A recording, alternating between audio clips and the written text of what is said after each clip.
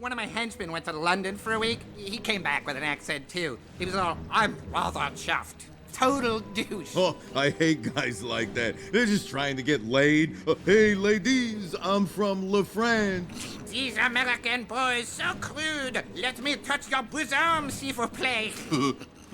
Hey, what was the University of, Palermo? Work study. Yeah, right. Work steady. The Rorqual Affair is the second episode of Season 7 and Part 2 of 3 of what is known as the Morphic Trilogy. It first aired on August 12, 2018, and was written by Doc Hammer. The episode takes place at the same time as last week's episode, but instead focuses on the Monarch, the Guild, and Wide Whale. As the Monarch, as Blue Morpho, is captured by Wide Whale, the Guild steps up their game to find and kill the Blue Morpho.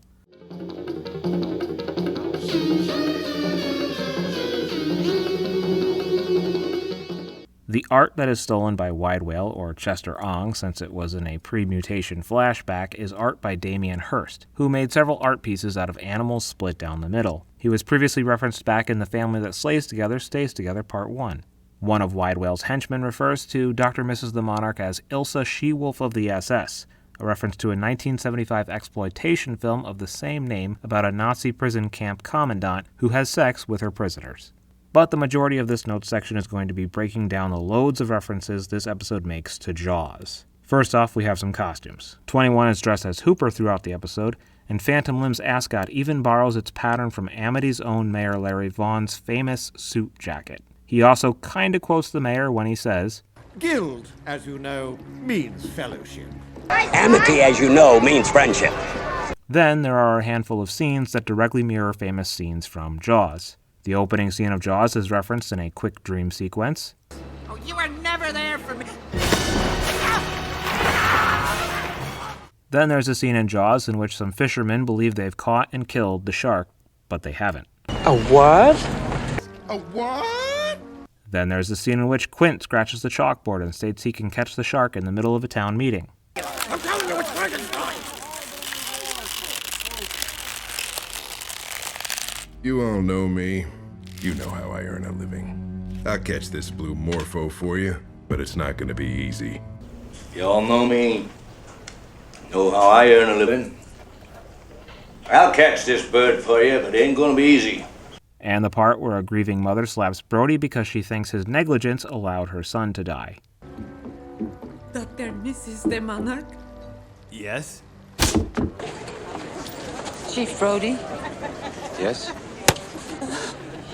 And finally, there's a scene in which Quint and Hooper compare their scars.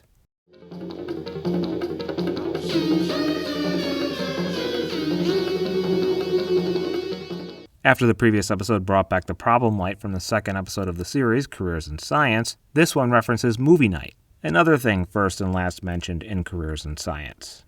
I must have been about your age, and on a night just like this, one of the crew just suddenly cracked. Cool! He gathered everyone in the hangar for what he called movie night. And under the flickering light of Burt Reynolds' Sharky's machine, he opened the bay doors. Almost the whole crew was there. Sharky's machine. This episode also brings back Dr. Dugong. They had previously dropped some clues that Dr. Dugong and Wide Whale were related back in Maybe No Go. Chester Ong. In the 80s, he worked with his brother Doug trying to find a cure for cancer in cuttlefish DNA. You know the drill. Experiments on himself, gets all freaky looking, goes into villainy. He goes by Wide Whale these days. But Dr. Dugong's debut and death both occurred as a seemingly throwaway gag back in Season 3's Tears of a Sea Cow. Man seeks a good time, but he is not a hedonist. He seeks love.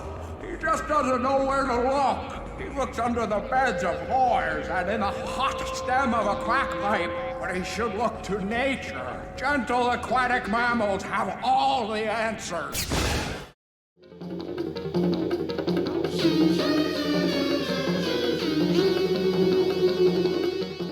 I'm a sucker for sequels that take place at the same time as their predecessors. Back to the Future 2?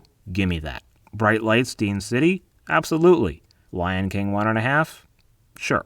And the Rorqual Affair? Yes, please. Ditto to everything I said last week, including I love the Morphic Trilogy and I love the Venture Brothers. As always, thank you for watching, and go Team Venture. Tune in next week for the boss battle of your guide to the Ventureverse videos, Arrears in Science. If you dug this video, share it with a friend, and if there was some huge glaring thing that I missed in this video, follow me on Instagram at Ventureverse Guide to see these videos a week early and offer your input before I upload the final product.